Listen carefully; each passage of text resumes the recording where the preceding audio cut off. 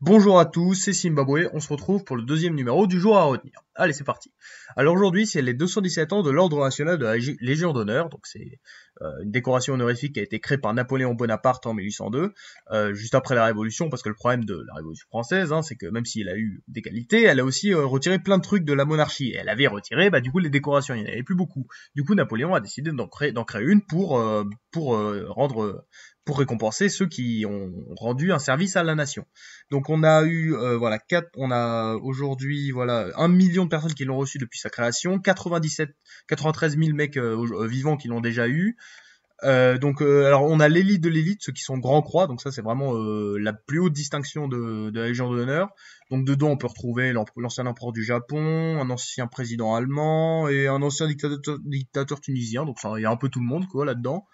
Donc, ce qui est intéressant chez l'Ordre national de la Légion d'honneur, c'est qu'on a pas mal de grands maîtres. Le grand maître, c'est le dirigeant de l'époque.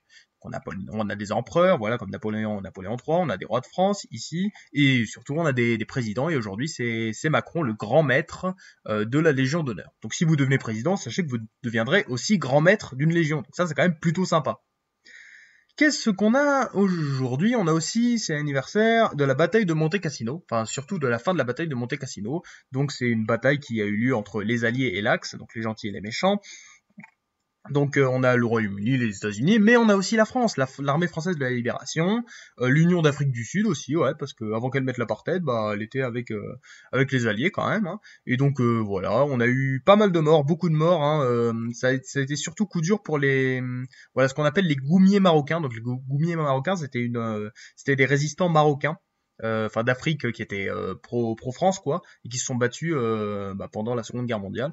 Et c'est ça vraiment quelque chose qu'il faut pas oublier, c'est que pendant la libération, pendant la résistance, il y avait beaucoup d'Africains qui se battaient. Vraiment, la France a eu un rôle plutôt important quand même en Afrique, et ça c'est quelque chose qu'il faut pas oublier. Même le problème c'est que les Goumiers ont été accusés d'avoir fait des viols sur des Italiennes, des trucs comme ça, voilà.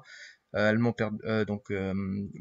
a des milliers de personnes qui se sont faites violer, apparemment, voilà, 12 000 selon l'Union des femmes, 2 000 femmes violées selon un rapport du Sénat italien, donc c'est bien, mais ils sont pas si beaux que ça, les commis. Mais on les aime quand même. Sinon, c'est l'anniversaire du Rubik's Cube. Alors qu'est-ce que c'est que le Rubik's Cube? C'est un petit casse-tête qui a été inventé par un certain Erno Rubik, donc qui est